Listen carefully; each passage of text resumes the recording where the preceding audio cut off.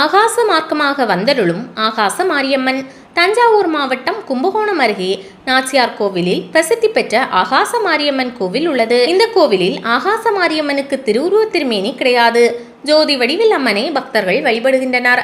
சமயபுரம் மாரியம்மனே இந்த கோவிலில் அருவமாக இருந்து ஆட்சி செய்கிறார் என்கிறார்கள். தலவரலாறு: சுமார் 600 ஆண்டுகளுக்கு முன்பு திருநறையூரில் கவரை செட்டியார்கள் என்ற வணிக சமூகத்தார் பாரம்பரியமாக கண்ணாடி வளையல் வியாபாரம் செய்து வந்தனர். இவர்கள் குதிரையில் ஊரூராக சென்று வியாபாரம் செய்யும் பழக்கத்தை உடையவர்கள். ஒரு முறை சமயபுரம் கோவிலுக்கு பங்குனி பெருவிழாவின் போது வணிகம் செய்ய வந்தனர். இரவில் அங்கேயே தங்கி உறங்கினர். அவர்களில் பெரியவர் ஒருவரின் கனவில் தோன்றிய சமயபுரம் மாரியம்மன் இளம்பெண் வடிவம் எடுத்து கைகளுக்கு கண்ணாடி வளையல்களை அணிவிக்க கூறினார். அந்த பெரியவரும் அப்பெண்ணின் பொன்னிற கைகளில் வளையல் அணிவிக்க முயன்றார். ஆனால் அணியும் போது வளையல்கள் அனைத்தும் ஒவ்வொன்றாக உடைந்து கீழே விழுந்தது. இதனால் வியாபாரி குழப்பமடைந்து என்ன செய்வது என்று தெரியாமல் திகைத்தார்.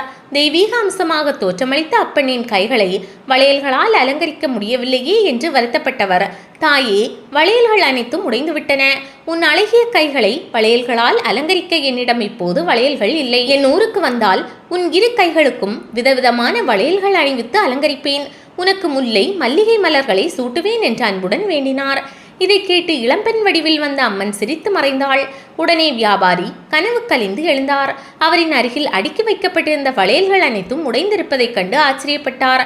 தவிர அவருடன் வந்திருந்த மற்ற வியாபாரிகளுக்கு அம்மை போட்டிருப்பதையும் கண்டார். இதனால் அந்த பெரியவர் மிகவும் மனம் வருந்தினார். இது சமயபுரத்தாளின் சோதனை என்பதை அறிந்த அவர் கோவிலை நோக்கி கைகூப்பி வணங்கி நின்றார். விடிந்ததும் கோவில் அர்ச்சகர் அந்த வியாபாரியிடம், ஐயா, வெளியூரிலிருந்து வந்திருக்கும் வளையல் வியாபாரி தாங்கள்தானே? உடைந்த வளையல்களுக்கு பதிலாக இந்த பொற்காசுகளை வைத்துக் கொள்ளுங்கள்.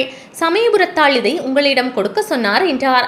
மேலும் அம்மை நோய் தாக்கியவர்களுக்கு மாரியம்மனின் அருட்பிரசாதமான திருநீற்றை வழங்கினார். அவர்கள் அதை நெற்றி மற்றும் உடல் முழுவதும் பூசியவுடன் அம்மை நோய் குணமடைந்து எழுந்தார்கள். கனவில் வளையல் போட்டுக்கொள்ள வந்தவள் சமயபுரம் அன்னையே என்பதை உணர்ந்து கொண்ட அவர் சக வியாபாரிகளிடம் கூறினார்.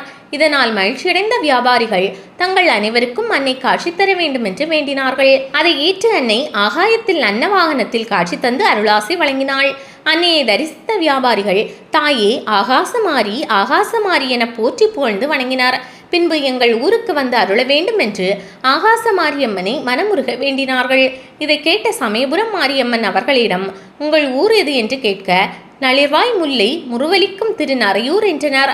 அவர்களது பக்தியை மெச்சிய அன்னை முல்லைக்கும் மல்லிக்கும் கை வளையல்களுக்கும் ஆண்டுதோறும் வைகாசி மாத அமாவாசைக்கு அடுத்த வெள்ளிக்கிழமை சமயபுரத்திலிருந்து ஆகாச மார்க்கமாக திருநறையூருக்கு வந்து 10 நாட்கள் தங்கிவிட்டு மீண்டும் சமயபுரம் திரும்பி விடுவேன் என்று அருளினாள்.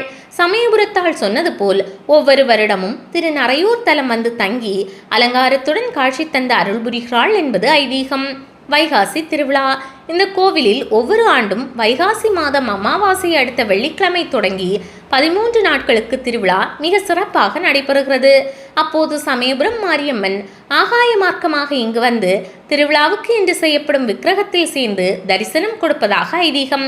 இந்த ஊர் மக்கள் அளிக்கும் கண்ணாடி வளையல்கள், மல்லிகை, முல்லை பூக்களை ஏற்றுக்கொள்வதற்காகவே சமயபுரத்தாள் ஆகாச மார்க்கமாக இந்த ஊருக்கு வந்து திருவிழாவில் கலந்து கொள்கிறாள் என்பது பக்தர்களின் நம்பிக்கையாக உள்ளது. திருவிழா நடைபெறும் அனைத்து நாட்களும் செப்புக்குடத்தில் கலசம் வைக்கப்பட்டு விழா எடுக்கப்படுகின்றது. கலச நீரும் அம்மனுக்கு சாத்தப்படும் எலுமிச்சை மாலையில் உள்ள எலுமிச்சம்பழமும் பக்தர்களுக்கு பிரசாதமாக வழங்கப்படுகிறது. திருவிழாவில் தர்ப்பை புல்லாலான அம்மன் உருவாக்கப்படுகிறார். ஒவ்வொரு நாளும் லட்சுமி, சரஸ்வதி, மதன கோபாலன் போன்ற பல்வேறு வடிவங்களில் அம்மன் அலங்கரிக்கப்பட்டு காட்சி தருகிறாள். கடைசி நாளில் ராஜராஜேஸ்வரி வடிவத்தில் உச்சம் பெறுகிறாள். 13ஆம் நாள் அம்மன் நின்ற கோலத்தில் தேரில் சமயபுரத்திற்கு எழுந்தருள்வதுடன் விழா நிறைவு பெறுகிறது. அச்சமயம் அம்மன் கையில் வெள்ளிக்குடம் சுமந்தவாறு வீதி உலா நடைபெறும். இதன் மூலம் அம்மன் சமயபுரம் செல்கிறாள் என்பது நம்பிக்கை. இக்கோவிலில் வைகாசி மாதம் நடைபெறும் திருவிழாவை தவிர மற்ற நாட்களில் அம்மன் உருவமற்றவராக, அதாவது சூட்சம ரூபத்தில் இருக்கிறார். திருமண தடை உள்ளவர்கள், குழந்தை பாக்கியம் வேண்டுபவர்கள் இங்கு அம்மனை வேண்டிக் கொள்கின்றனர். வேண்டுதல் நிறைவேறிய பக்தர்கள் அம்மனுக்கு மல்லிகைப்பூ, வளையல்களை காணிக்கையாக செலுத்துகின்றனர்.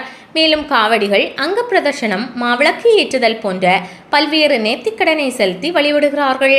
அமைவிடம்: கும்பகோணத்திலிருந்து திருவாரூர் செல்லும் சாலையில் 10 கிலோமீட்டர் தொலைவில் நாச்சியார் கோவிலில் அமைந்துள்ளது ஆகாச மாரியம்மன்.